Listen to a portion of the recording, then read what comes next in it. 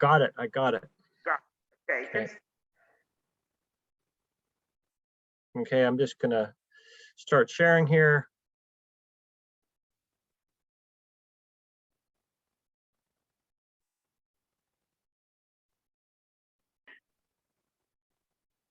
All right. Perfect. Go on. Okay, you can see. Great. Well, thanks, Marta, and I love seeing you all in the room, and I love that room and the building and Lisbon, and love just this class too, and I like the new theme, the exhibit. So I'll start from where you left off with Pedro, and that is talking about. I'm going to be talking about one of the foundations for exhibits, which is Pedro was talking about the concept there, and what generates the concept, research. And my big thing is object research. And Marta, timing wise, I just want to have a sense of when the class ends. The class ends in 40 minutes. 40 minutes. 40. 35, 40 minutes. Okay. Okay, so I'll be mindful of that, and I'll have a little presentation here, and then we can have some Q&A. Okay. So I just wanted to start with really objects as an inspiration, objects, the many worlds within one object, and start with this object here, which is not an accessioned artifact, not part of our museum officially, but it has become one. We're in the midst of a massive move into a new storage facility, and one of the things I want to talk about today is how even the act of moving things is a knowledge generating and exhibit idea generating exercise. And these boxes came to me as a curator. We're moving massive warehouses and things suddenly appear that are extras or boxes of things. This one, there were several of these boxes that were part of a computer, and they were presented to me as non-artifacts.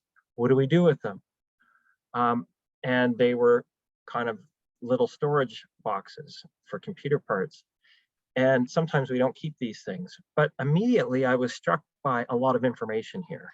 Patents, addresses, geography, and also the quality, the kind of beautiful, if you see them in person, the black color on them.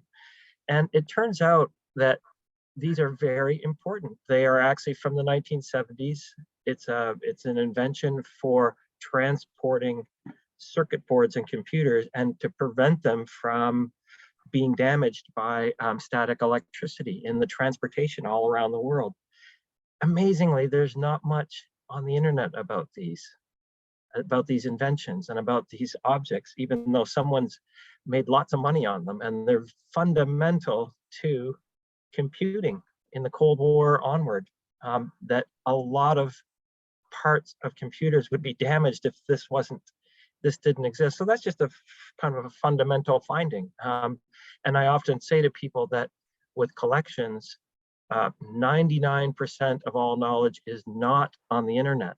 It's in weird finds like this, an object that just comes out and looks kind of not very dramatic, but all of a sudden it has quite a story to it. But what's really interesting about this object is, again, looking at all the different aspects of it that come to life, just handling it. And suddenly I'm confronted with a fairly trivial kind of decision, keep it or not, but I'm confronted with its objectness and the qualities of it. Inside, that's for carrying the circuit board. The other thing that comes out of this is the many different exhibit ideas suddenly, or research ideas. And one of them is, I got thinking about the history of a fundamental quality of this is the carbon black, the blackness that actually shields the electricity. And the different cultural connotations of black in science and in our collections. And there's many different shades of black culturally and technically in our collection. And just to give one example, in our astronomy collection, we have a lot of objects that actually were used in the last 60 years for exploring black holes. And in our work with indigenous astronomers in Hawaii, for example, we've learned that they have a different word for black hole, and a beautiful kind of very revealing translation for that word. Embellished dark source of unending creation is what they've used recently. Much better than the English word black hole. But again, there's a lot of different ways, many different angles for exploring the color black. Gavin Williams, who's a historian, musicology historian, has been looking into carbon black and the history of audio-vision and the early factories for producing this. Carbon black is a massive part of our culture right now, our material culture of science and technology, from photocopy to all kinds of different technical things. So there's a lot of different ways to explore. Suddenly I'm confronted with this interesting, quite literally a black box that we talk about in the history of science. This is a black box with a lot of different stories. So I start with this very kind of seemingly boring object. I was confronted by it for a fairly trivial decision, but I wanted to start with this to show the changing nature of how we in museums, collections, history of science are looking at objects, and the implications that has for research, documentation within museums, and exhibitions, inspiration for exhibitions. The backdrop for this, when I was talking about the move for my work, is this new building. It's a storage and research facility. This is a massive building. I haven't been in it much during COVID, but we moved in before COVID, and it's just a beautiful, cutting edge, massive storage facility next to our National Science Museum. And so I just wanted to, point out here that this is part of the inspiration for what I'm talking about today, that in our old warehouses, we engage with the objects a lot. And now through the move to this building, we're engaging with the objects in new ways, and how that is a knowledge generating activity in itself. So let's go back to that black box I was talking about, and I'm going to step back and show the artifact that it was part of. It was part of this late 1970s, early 1980s supercomputer called the Cray supercomputer. It's the orange thing here, and it really has a beautiful kind of aesthetic from the late 70s and early 80s. And this is in our new storage facility. It's just sitting there amongst all kinds of different artifacts from so many different fields and subject areas. But when this was collected in the 1980s, it was collected as a type, and that is a supercomputer. And what I want to do is talk about how this shift in notions about objects has changed how we collect and why we collect.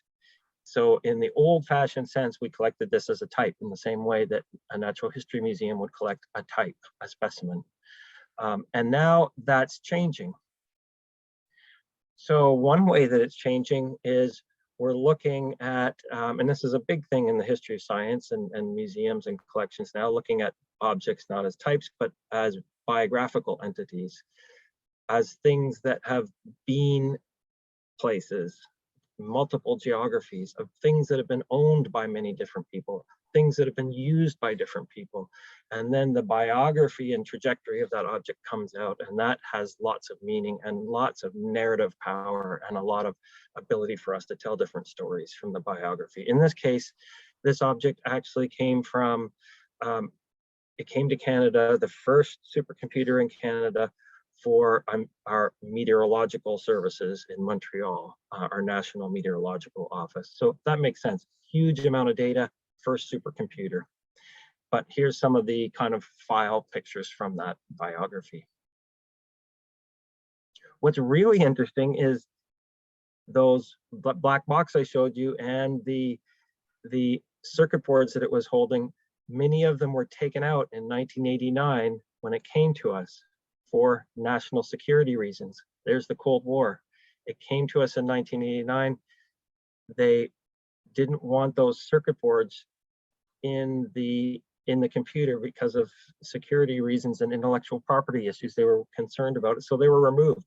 This was on display like that. So that gap, I think, is very telling now if for reinterpretation about what the object meant at that time and how it was displayed then. So we can actually interpret that too, the history of our own museum activity with this and what that tells us about a certain time in history long ago now, over 30 years ago.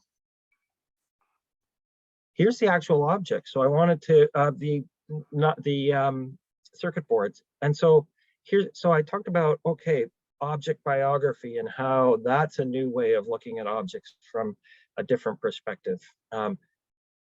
Let's look at the object, at the circuit board, for all the incredible information in this object, which many of us would look at and go, oh my gosh, that is just about as boring as you can get, a circuit board from the late 80s.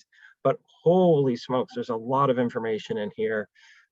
First of all, the box, as I was telling you about, and the patents around that and where they came from.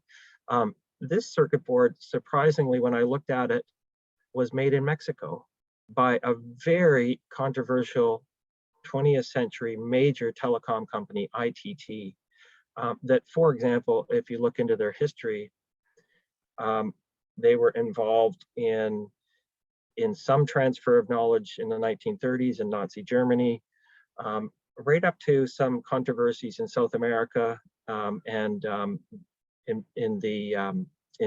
Chile and Pinochet.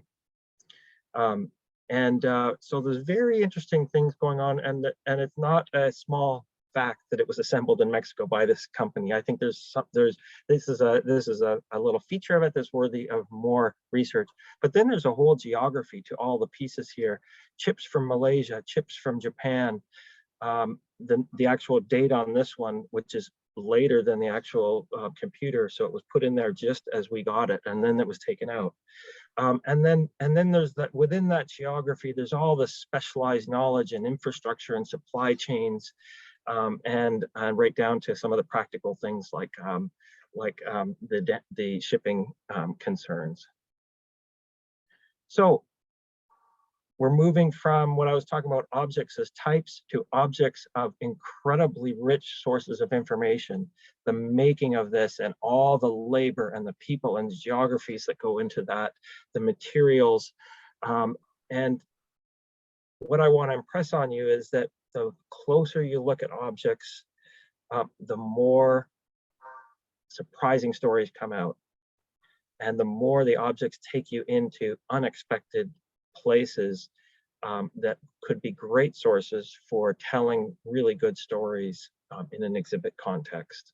And not just the traditional, this is an innovation story, but actual stories about people and the human dimension of an object like this and really bringing it out. So this goes to, I think, the critical central role of museums, exhibits, research in museums, and that is paying attention to the materiality and not just thinking about it, but actually engaging with the objects on so many different levels to the point where new ideas and new sources come out. And that's my big point today, is that working on exhibits, research, teaching, whatever, engaging with the objects, constantly engaging with them, asking questions of them, having groups around the object, several different groups, people from different disciplines, you are going to get great stories and great questions out of these objects. So here's I just want to go to our actual museum and say how some of this plays out in a museum and how some of it doesn't play out. Because one of the things that happens in an exhibit is that we choose stories to focus on, and then that we suppress or compress other elements of rich elements of the history. So I just want to focus on like one object here to show you some of the thinking behind why we chose it, or what can happen even from one object in an exhibit. And here, hanging from the ceiling, the yellow, big, elongated object here, beaten up a bit, is a buoy that was used it was in the Pacific Ocean, part of a network of buoys for gathering meteorological data in the 1980s that were really important in early climate change data. So why does an object like this, why do we choose it for an exhibit? Sometimes purely the physical and aesthetic qualities that can evoke a good response in the visitors. With many of our objects, we actually, before we develop our exhibits or during the process of development, we actually test them in the museum with visitors. We actually have testing sessions.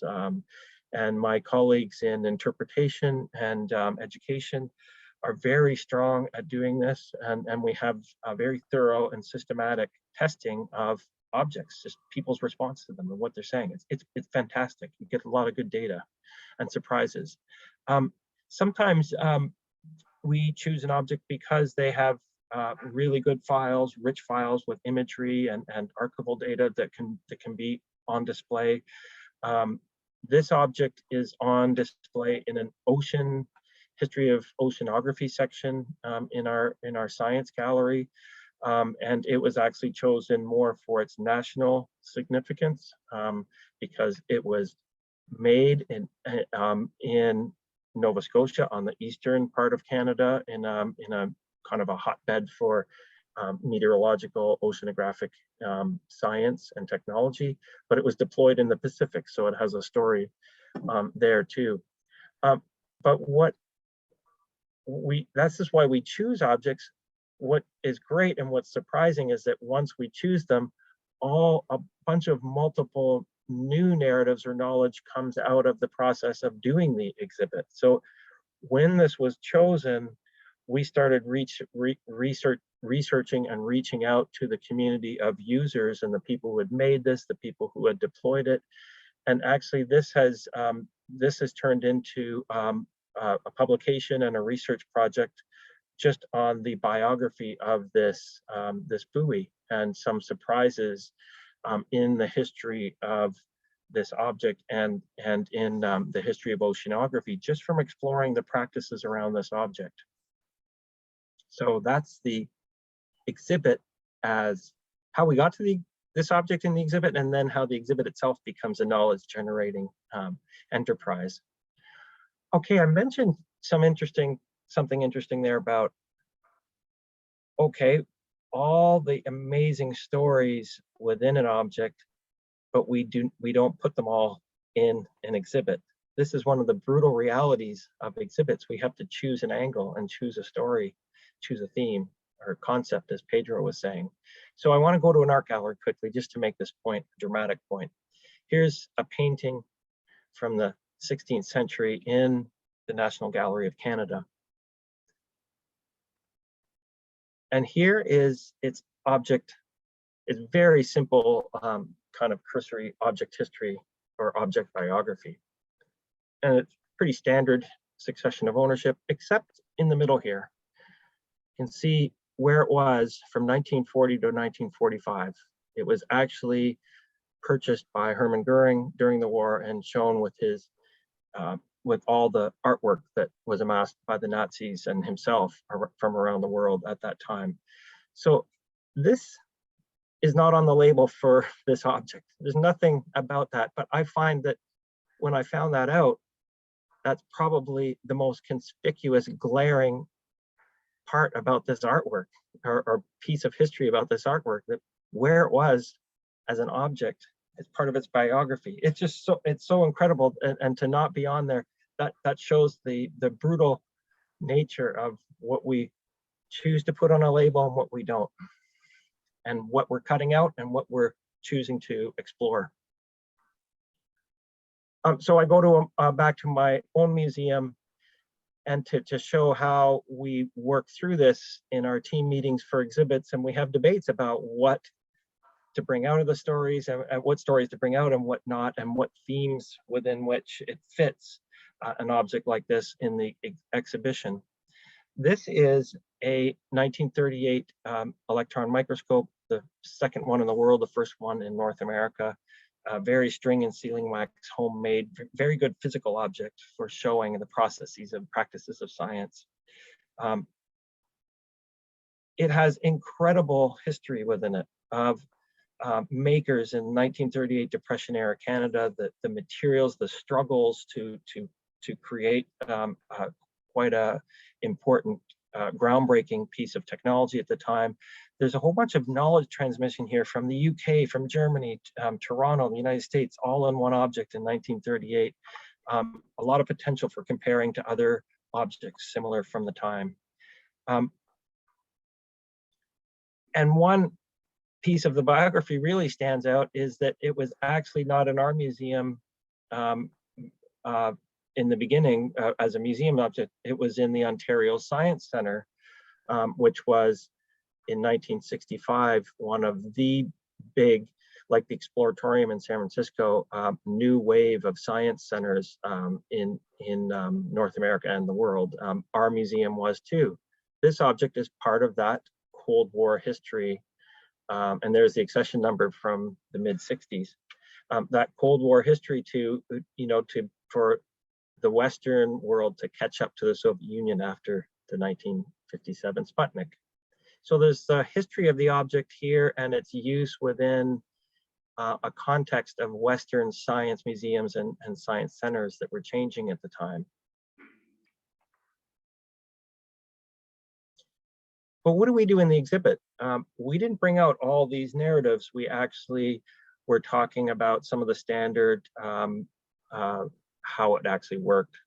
This is one of the focal points in this area. So that's not really tapping a lot of the good history, but how it worked, tie it into visually all the different ways where this process can be expressed in different shapes, materials, sizes, and again, geographies. So we're actually using all the different objects for that comparative visual element.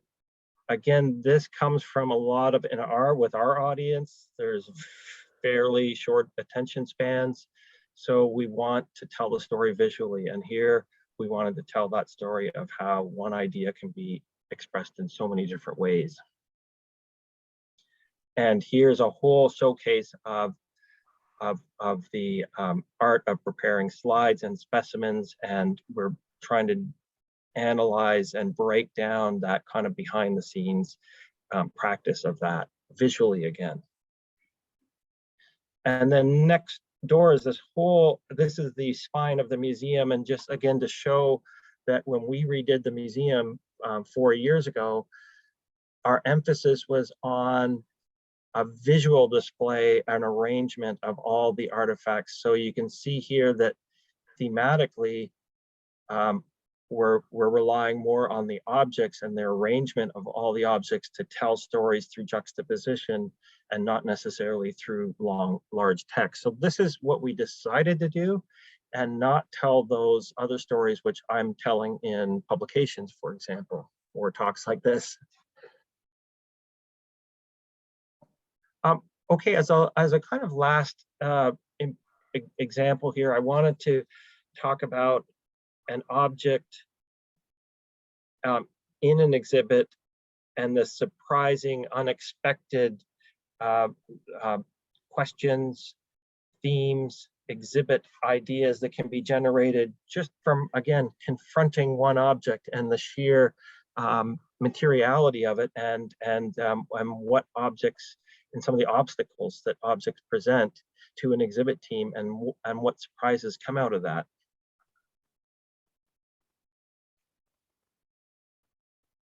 So in that science gallery I was showing you, we had a whole section on astronomy, and in our museum, the National Science Museum in Canada, we don't have a lot of astronomical objects going back this far to 1665. So to extend, but we have a very good astronomy collection. We have a very good tradition in Canada of astronomy as a kind of pocket of excellence in our scientific community. But we wanted to extend the trajectory of the history, so we worked on getting this loan from Florence from the Galileo Museum. This is a crazy big telescope.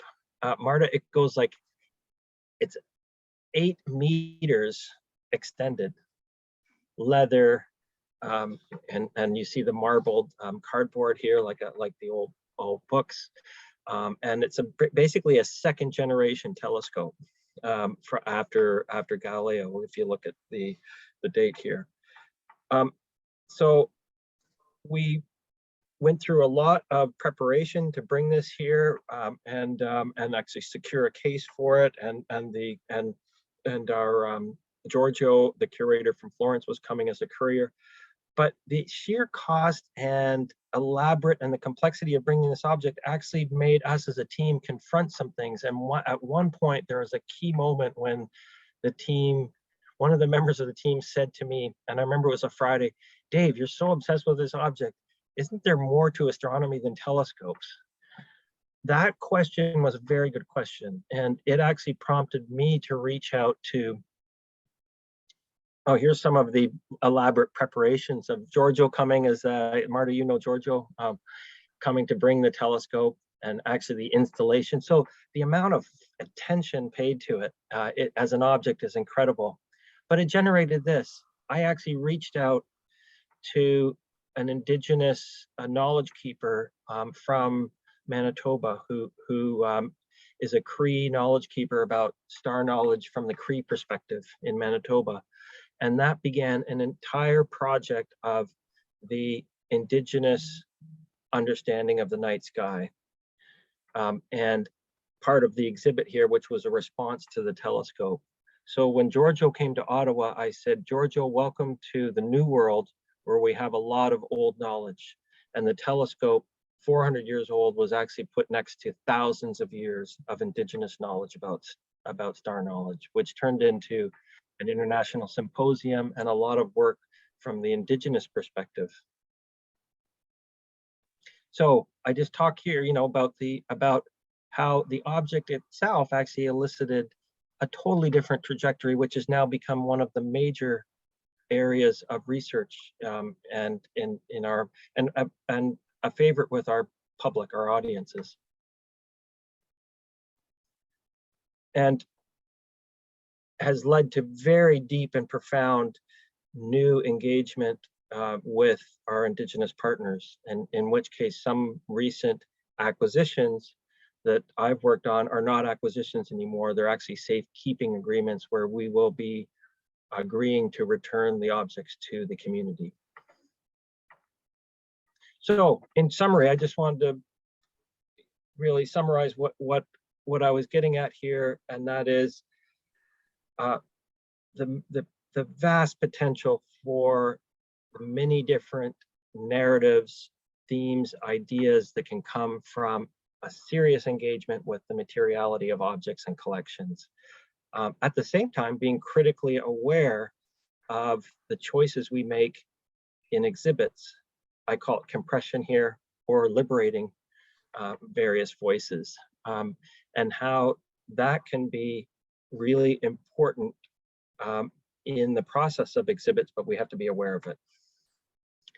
And finally, this all leads to what to collect next. And I need an update. Is that sign still there? I'm not sure. Sinal é coisa last time in the Texas. The students say yes. Oh, good. Okay. We do not want that sign to get lost. We got to keep our. Oh. I'll go there, collect it myself. No, I'm sure. But the point I wanted to make there is that a lot, again, 99% of things that are so interesting are in laboratories, in institutions out there, and we're keeping our eyes on them. But this different notion of objects leads to different ways of collecting too, and different thinking about collecting, which again leads to, I think, better exhibits, more interesting objects than the usual types. So thank you. I think I'm way out of time, but. No, it's fine. It was wonderful.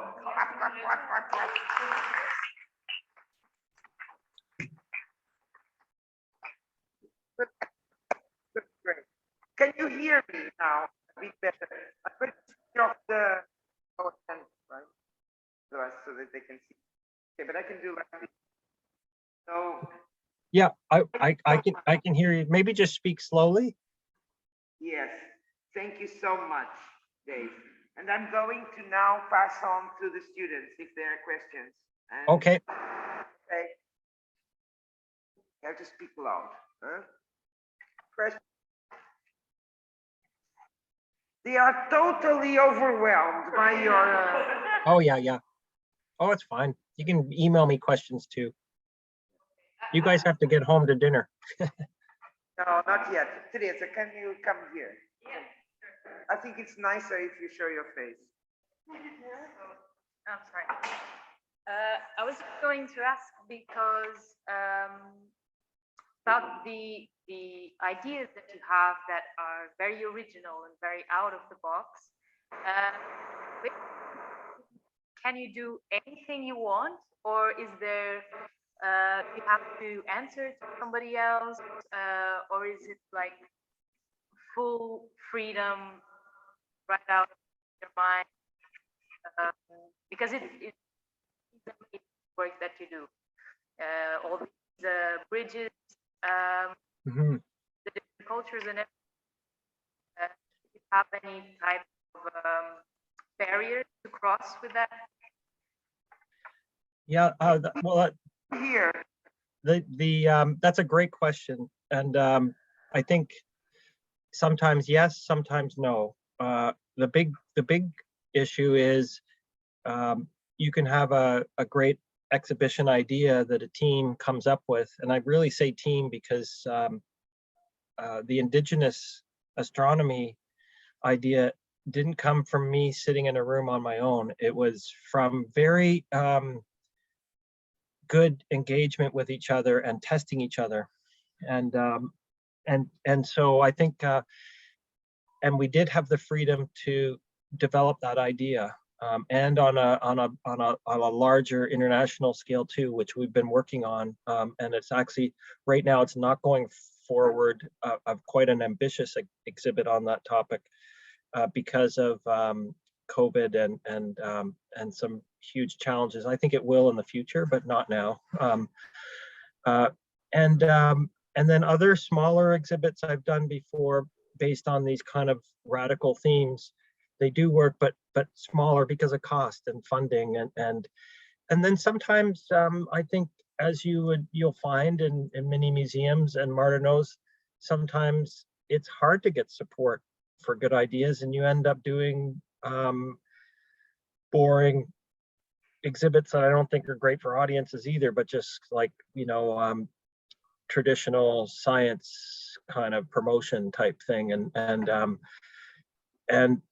those can be great if there's great objects chosen. So I've seen really good exhibits with boring themes because the objects rebel against the boring theme, and they actually get things going in their own way. So but in answer to your question, you need to be in an institution that wants to be open to do and fund those, and we were in that moment 4 years ago when we reopened our museum, and actually we're able to do that. It's tougher now, as funding's going to be tough with COVID moving forward, but Thanks. good question. Good question. More profit that is here. Yeah, but you can email him too. Yeah, no problem. What is the big thing that you are now engaged with at this moment? What is you have a new thing going, you're developing, you're starting, you're doing research. What is occupying your mind? Okay, right now, it was that international indigenous astronomy, and that it is on hold right now. So right now I'm actually just fully engaged in the move. So I'm back in heavy duty collection research, and I love going in and just having I like the basic work, collection work, so I'm going in and there's boxes being presented to me of things that were never cataloged, that weren't meant, they just came with an object in 1975. The object is accession, but then there'd be boxes of extra things, and that's like, we can't just move it for no reason. But I really like going through that stuff. I find there's a lot of ideas and generated. I learn about the world through things, and sometimes all kinds of boxes of things I like. Like that black box. They have seen here the stories, and I am hopeful that some of them will come later, maybe after, you know, finishing this, the exams and stuff, and have exploring. I'll give them a total freedom to explore. But you, at the beginning, you mentioned something that you explored in the talk, just the last question, okay? You explored last year, which is this idea of non-artifact. You said, yes. I was told that this was a non-artifact. Okay, explore that a little bit for us. Why? What is it? Who told you that? And why? What's that concept? Yeah, well, the black box, that's coming up often because things come to me and they are not official objects. They're not accessions, and yet they have they've been ignored because of maybe biases in former curators or former historiographical contexts, and so often, you know, that black box, I think, might be just as valuable as the actual computer. It's just, there's nothing on it, and so it really shows that we are very non-artifact goes to the heart of museum decisions, and that is that they're very arbitrary, depending on who we are, what our training is, the context of the museum, and the decisions that kind of decide what is an object that will be preserved by national museum law in our world, in our country, and objects that are just discarded, and what's valuable and what isn't. And so it goes to the heart, that kind of definition of what an actual artifact is goes to the heart of value, capitalism, museums, and all these things, and it shows the fluidity of it and the arbitrariness of it. So I kind of love that word, non-artifact. Me too. It's fabulous. I mean, yeah. Well, at the heart of it, it shows. I think when I say that, I'm showing that I'm critically aware of my role as a curator. I'm not a neutral, objective player in this, that I'm making very loaded decisions, and especially in terms of our work with Indigenous partners, it's really a big deal to talk about. And I had a slide there about the definition of, I didn't talk about it, the definition of acquisition or accession, which is an accumulation of property. So I always like saying non-artifact because it really shows that I'm critically aware of who I am as a curator. Yeah. A Western. Yes. Yeah. And also goes back to in the Latin root for curator, curare, you know, a keeper of souls, you know, the old church definition. And I think that legacy and that meaning is very alive in the word curator, that we're given a lot of power. And by the way, that's a box I show you guys, but and it's an inanimate object, but as a keeper of souls, there's a lot of relationships. When we collect objects, we're collecting communities, things that mean something to communities, scientific or Indigenous or whatever. And a lot of my emails, I get hundreds and hundreds of emails from objects in the collection I curate, because I have a responsibility to those communities. So it's not just an object, it's people, it's human beings, and there is a big responsibility. So non-artifact's important, yeah, to let people know. We will end on that note, because wonderful for you to reflect on the way you got your angle for your work. So much, Dave. Really, so I look forward seeing you again, hopefully in Lisbon. I know Athens, I will not be there, but maybe we can find a way of meeting. Okay. It'll happen. Yeah. Have a good evening, everyone. Thank you. All right. Bye-bye.